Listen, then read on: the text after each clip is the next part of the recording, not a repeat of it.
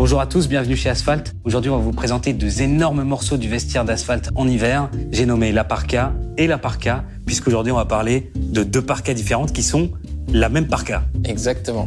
Deux parkas, une parka laine, une nouvelle version, et une parka Moleskine que vous connaissez, 4e version.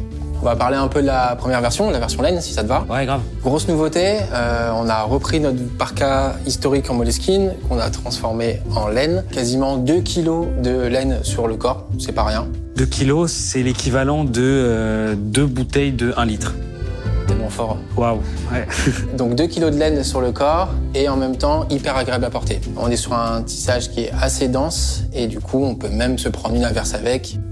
Pas de problème, ça glisse sur le corps. D'ailleurs, il me semble que c'est le même drap de laine qu'on a utilisé sur le caban, c'est ça? Exactement. Donc il a déjà fait ses preuves, on a eu pas mal d'excellents retours d'ailleurs sur ce caban. Et on a pris cette matière et on l'a mise du coup sur notre parka. C'est un design qui est assez identique, mais on est carrément sur un tout nouveau développement parce que c'est un autre patronage pour la simple raison que c'est pas la même matière, comme tu le disais.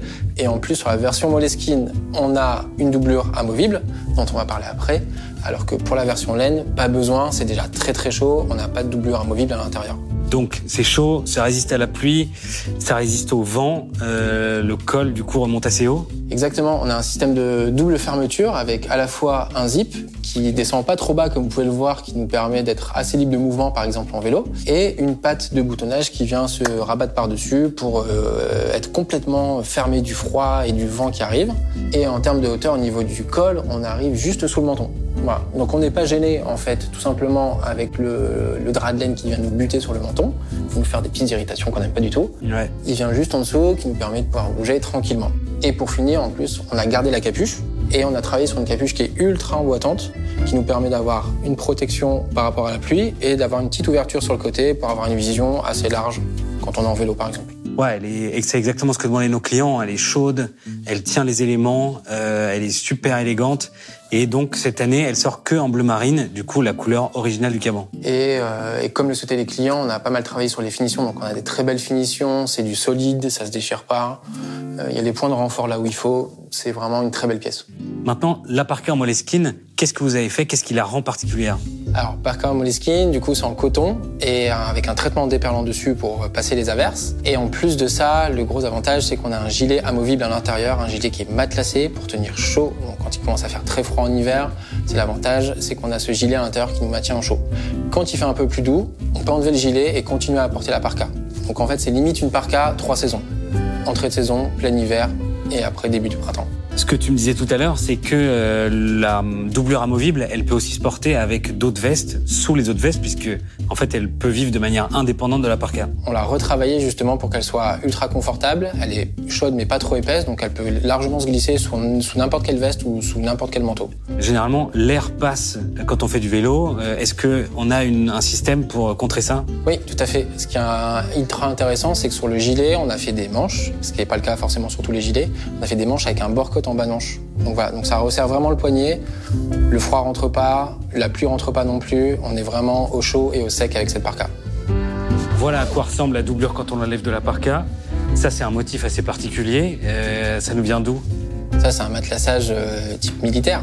Je pense qu'on pourrait demander à Alban, je pense qu'il a plus de précision, notre styliste, sur l'origine de ce matelassage. Ouais, très bonne idée. Est-ce qu'on peut appeler Alban? Il était là depuis le début. Salut Alban. Salut Benjamin. Ça, c'est un gilet qui est fait en ripstop et comme son nom l'indique, en fait, c'est une matière qui, si elle se déchire, ne se déchire pas totalement. Donc on peut voir qu'il y a plein de petits carrés dans le tissage de ce gilet. Et c'est ce qui fait en sorte que c'est une matière qui va pas se déchirer. En fait, chaque carré est indépendant les uns des autres. Donc s'il y a un carré qui se déchire, ça va pas déchirer les autres. Ok. C'est un peu comme un sandwich en fait. Okay. Donc il y a ripstop à l'extérieur, ripstop aussi à l'intérieur, ce qui est assez rare quand même. Ouais. Et du coup, entre les deux couches, on a un matelassage qui fait à peu près 80 grammes de watts, qui permet d'avoir le côté un peu chaud de la parka. Okay. Qui est plus légère en Moleskine, qui est plus légère que la parka laine, parce que la matière principale est à 330 grammes du mètre carré à peu près.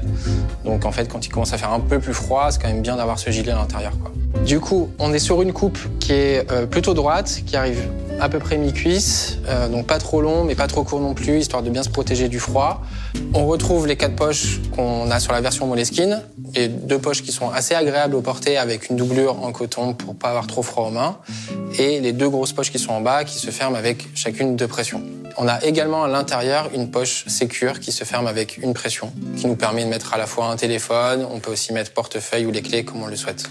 Pour se protéger de la pluie, du coup, et du froid, on a la capuche assez emboîtante, une petite visière qui nous protège de la pluie pour pas l'avoir sur le visage, et un petit décroché sur le côté pour avoir une vision bien claire quand on est en vélo.